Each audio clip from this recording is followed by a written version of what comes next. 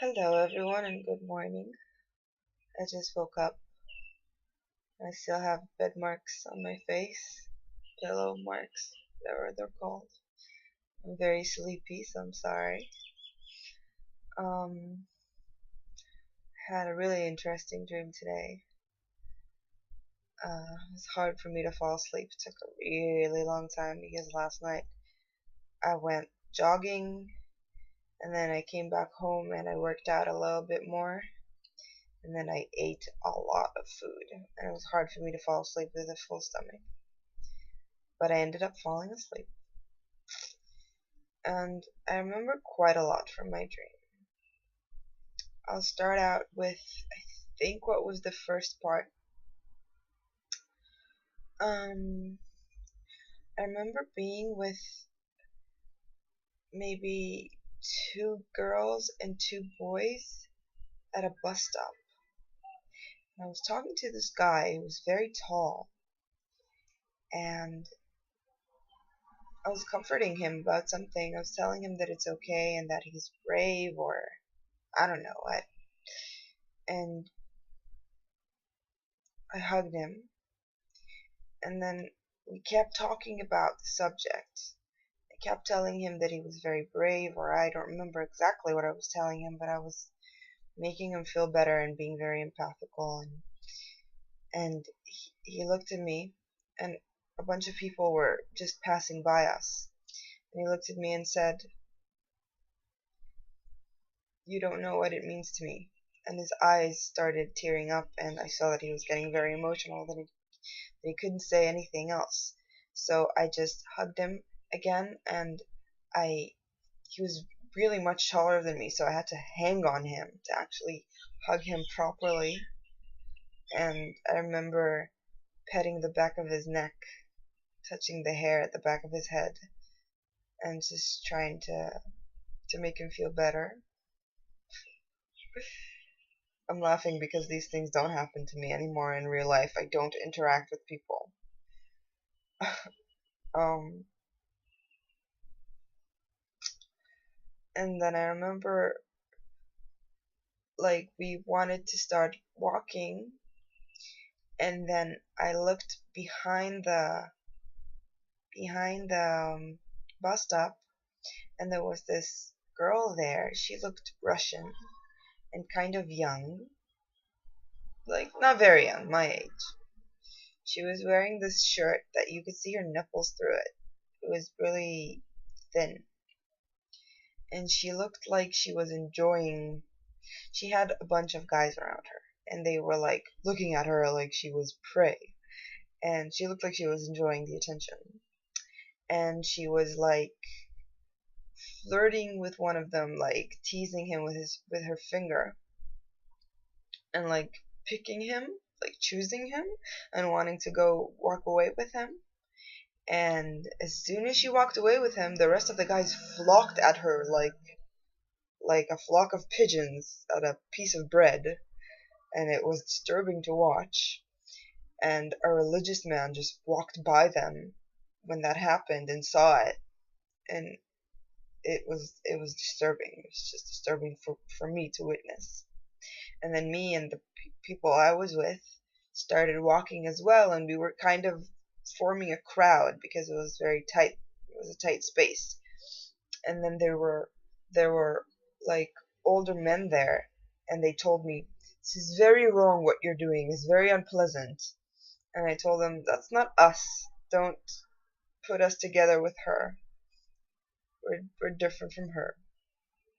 Whatever. And then we walked away from there, and we walked into this place that looks like a garage, and we talked to each other. I don't remember much from there, but I remember something happened there. Like we spent some time there talking. um I guess the next thing I remember is sitting on a bench in the middle of the street. It felt like down in my streets here. And a few things happened. The first thing that happened was I was sitting and just thinking to myself, pondering to myself. And then this girl came and she looked at me and she asked, can I take that piece of bread on the floor? Like it's mine? I was like, by all means, take it. And when she bent over to take it, she used the bench and made this movement like she was working out, like she was stretching. She picked the bread up from the floor and she said, I thought I'd do this, like a workout and picking up bread at the same time.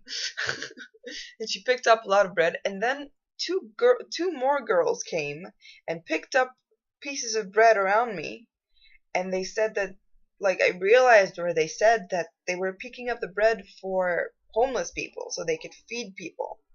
And I started laughing and I said, hey, people, there's just one Tel Aviv. There's too many volunteers here. There's only one city. Because Tel Aviv is supposedly where it was occurring, but I don't live in Tel Aviv. And they laughed. And then one of the girls came to me and gave me this card that had a weird symbol on it and the name of a place. And she said, oh, the other girls don't know, but I know. You're religious. And I smiled, I laughed, and I nodded. And I looked at the card that she gave me, but it was kind of hard to read because it's a dream. But it said, at first I read the word poo there, but then I realized that the word poo does not exist there. It had a specific letter that I remember, Ein. It was like the name of a place and a symbol of that place, like a religious settlement in Israel or something. I don't know. I don't know why I dreamt that. So that was that scene.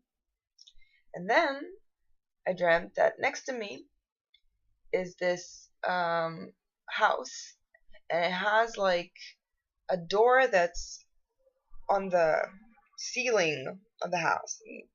It opens up and a ladder comes down, and that's how the people get out.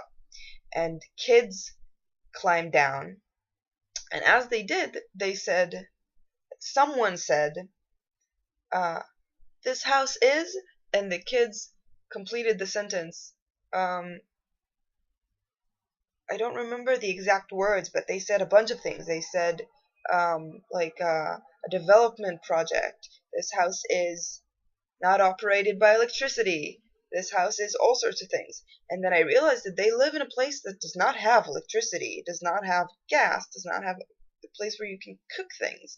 So I ended up saying to them, they just stayed next to me. They waited for their mother or something. So I said to them, I started being sarcastic, and I said to them, this house sucks. Can you say that, or does your mom yell at you for saying that? And they said no, that she doesn't yell at them, but they don't say it anyways. They looked very well disciplined. And then the coolest thing happened. The next thing I remember was talking to a man who had a silver face, and everyone around him had silver faces. I was in a room with him, and we were talking to each other. He was telling me about something, and I realized that he was black. He was from Africa. He looked Iraqian. He looked from Asia. He didn't look African.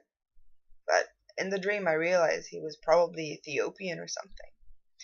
And his face was silver. It looked like they were cast from silver. It looked metal. I distinctly remember it, the texture of it and the sheen of it, how shiny it was. And at some point, we were talking and talking, so at some point I asked him, why is your face silver? Why is it silver? I thought maybe he was an alien. And he said it's a mask.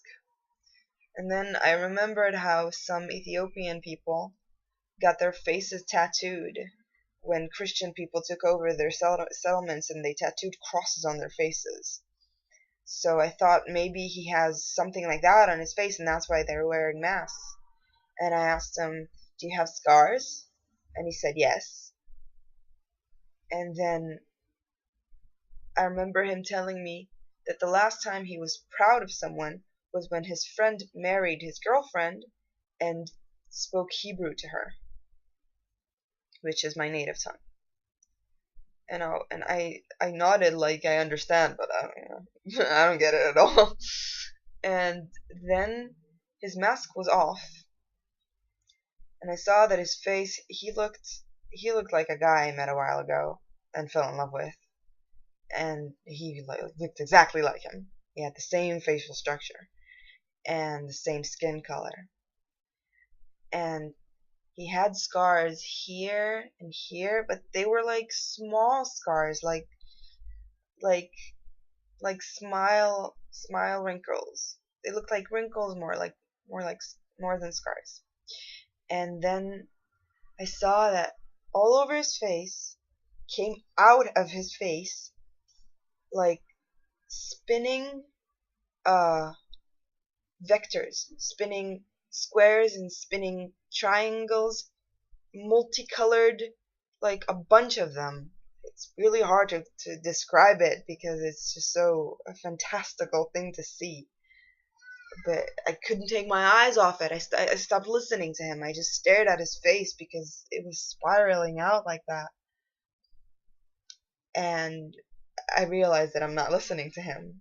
And I tried to focus on what he was telling me and talking about, but I couldn't. And his mother was next to him. And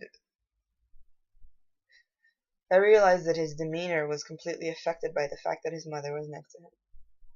That I remember. And then he walked out, and I saw him walking up the street, and then he looked like a white man, a white old man. He was wearing suspenders, and he was carrying bags with sliced up watermelons in them, like sliced up into quarters. He was walking up and down the street, and I remember thinking to myself that black people probably look better when they age up, and how bad it would suck if I got together with him, and I ended up looking like an old white lady, and he would end up looking like an old black man. I would look really bad, and he wouldn't. I also remember at some point, I think it was before he took the mask off, I just blurted out, "You remind me of an ex of mine." It's getting me really emotional because I felt emotional. I felt like I'm being hysterical inside, but I didn't show any of it.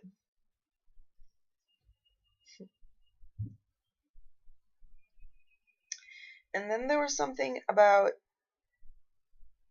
him and his people having maps that turned over to the other side as the seasons of the year changed, and then all the entrances to places were opposite, and he realized this while talking to me. I helped him understand that, and he just went and explained it to everyone.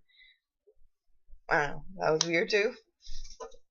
That's basically all I remember from the dream, I think. Oh no, there was this last part where I was sitting on the bench again,